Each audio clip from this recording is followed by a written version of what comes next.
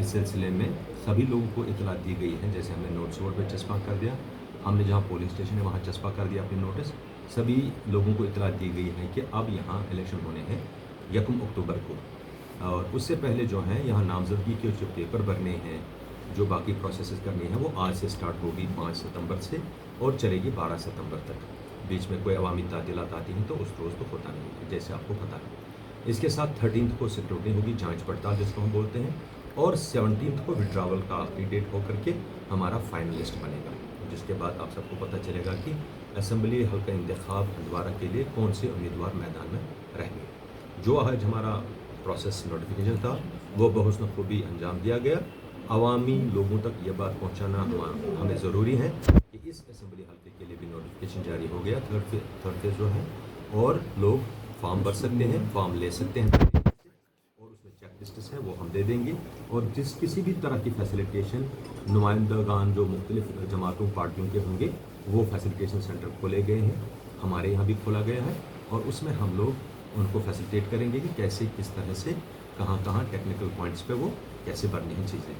वो सारे सेट हमारे मौजूद हैं, और हम उम्मीद करते हैं कि एक अच्छा पोल होगा और एक अच्छा कॉन्टेस्ट होगा, डिसिप्लिन कॉन्टेस्ट होगा, पुरअमन कॉन्टेस्ट होगा।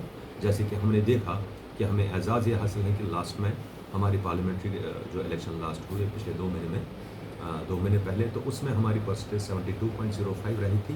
तो अब की बार हम उम्मीद करेंगे कि हम आप सबका भी ये होगा, हम सब भी कोशिश कर रहे हैं कि ये 80-85 तक पहुंचना चाहिए। लोगों को जोक आना चाहिए, वोट डालने चाहिए, अपने अवामी नुमाइंदे असेंबली में भेजने चाहिए। सर ये भी 5 से 12 तक उसमें 11 बजे से 3 बजे तक फॉर्म लिए जाएंगे। उसके बाद फॉर्म की जांच पड़ताल वगैरह होती रहेगी। 3 बजे के बाद कोई फॉर्म नहीं लिया जाएगा, ये तो पता है।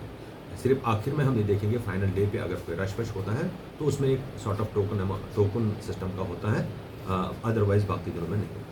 जो फॉर्म भरने आएंगे क्या वो एक साथ वो जैसे जश्न के जैसे आता है वो यहाँ या बाहर कर सकते हैं या अंदर क्यों रहते हैं? नहीं, आपको पता है कि यहाँ अपना एक पेरीमीटर है जहाँ तक गाड़ियाँ आ सकती हैं, और जो हमारे अवामी नुमाइंदे जिनको फॉर्म भरने हैं तो उनके साथ सिर्फ 4 लोग उनके साथ आ जाएंगे, प्रपोजर और 3 लोग और 4 लोग और टोटल 5 लोग अंदर आएंगे, और उनकी गाड़ियाँ भी 100 मीटर पीछे से रह जाएगी, उसके आगे नहीं आ सकती हैं, क्योंकि ये अपना प्रोटोकॉल बना हुआ है इलेक्शन कमीशन ऑफ इंडिया का और ऑफिस के लिए।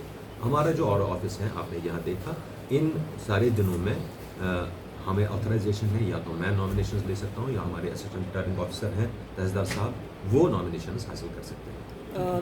अब देखेंगे, हमने कल ही एक बड़ा मेगा इवेंट कर दिया हायर सेकेंडरी में, कल ही मैं था डिग्री कॉलेज लेलम में खुद विलगाम में। इसी तरह से आप देखेंगे कि हर स्कूल में जो डीएम साहिबा हैं, हमारे डीओ हैं, डिस्ट्रिक्ट इलेक्शन ऑफिसर, उन्होंने भी हिदायत दी है सारे जड़ियों साहिबान को, वीडियो साहिबान को, कि हर दिन आप देखेंगे कोई ना कोई एक्टिविटी होगी, और एक मेगा एक्टिविटी हर रोज़ जारी रहेगी स्वीप के उसमें प्रोग्राम में, ताकि लोगों तक हम पहुंच जाए, सब तक पहुंच जाए।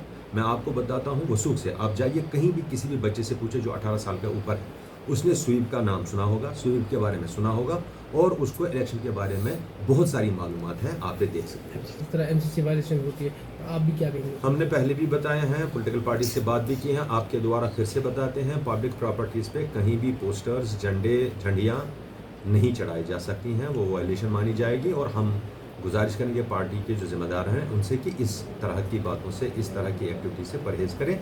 पब्लिक प्रॉपर्टीज़ को पॉलिटिकल प्रोपेगेंडा के लिए इस्तेमाल नहीं कर सकते हैं, ना करना चाहिए। परमिशन के हवाले से बताइए सर, कितनी 24/7 उनको पहले ही परमिशन? हमें 48 घंटे पहले परमिशन के लिए अप्लाई करना पड़ता है, ऑनलाइन सभी प्रोसेस होती हैं, हम फैसिलिटेट करते हैं।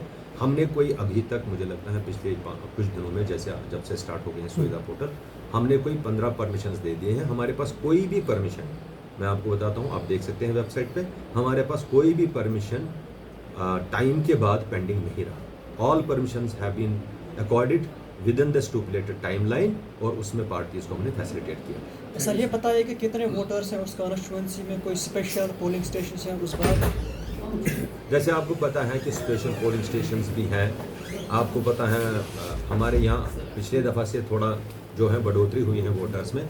अभी जो वोट डालेंगे हंदवारा में वो 98,846 लोग होंगे, और इसमें कुछ 1-2 बढ़ोतरियाँ हो सकती हैं, लेकिन ये 98,846 लोग होंगे, जिसमें से 50,176 मर्द वोटर होंगे और 48,668 जो हैं वो हमारी ख्वातीन माएँ बहनें होंगी जो वोट डालेंगी। इसी तरह से हमारे जो पोलिंग स्टेशन हैं वो अब 117 के बजाय 120 हैं। 3 पोलिंग स्टेशन हमने लास्ट टाइम के बाद से बढ़ाए हैं क्योंकि वहाँ पे 1425 1420 के अलावा वोटर होते थे जो कंजेस्टेड होते थे। उसमें इलेक्शन कमीशन ऑफ इंडिया की डायरेक्शंस आई तो हमने उनको सेग्रीगेट किया, स्प्लिट किया 2 में। इस तरीके से एक डुलीपोरा में पोलिंग स्टेशन हो गया, दूसरा राजपोरा में जो प्राइमरी स्कूल पहाड़ी मोहल्ला में आ गया, तीसरा वडीपोरा हायर सेकेंडरी स्कूल में 2 हैं ऑलरेडी, वहाँ हमने तीसरा ऊपर के एक बिल्डिंग में डाल दिया जिससे कंजेशन कम होगी और वोटर्स को आराम से और आसानी से वोट देने का हक मिलेगा। लोकसभा में हमको मिलेगी, अगर देखने को मिलेगी तो किस तरह से आप उनको आइडेंटिफाई करते हैं?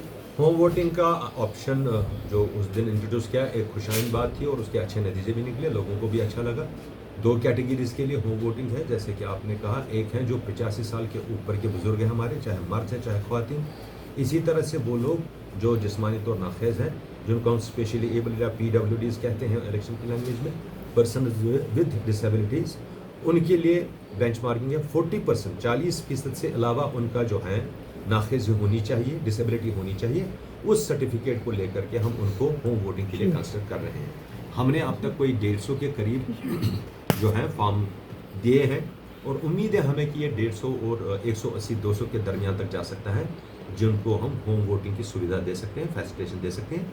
होम वोटिंग, असली वोटिंग यानी 1 अक्टूबर से पहले 3 दिन होती है या 4 दिन, 26, 27, 28 को होगी टेंटेटिवली। 2-3 दिन खुले रहेंगे ताकि हम ये देख सके कोई अगर मिस करता है दूसरे दिन फिर हमारी टीम जाएगी और उसका मौका फराहम करेगी कि वो वोट डाल सके।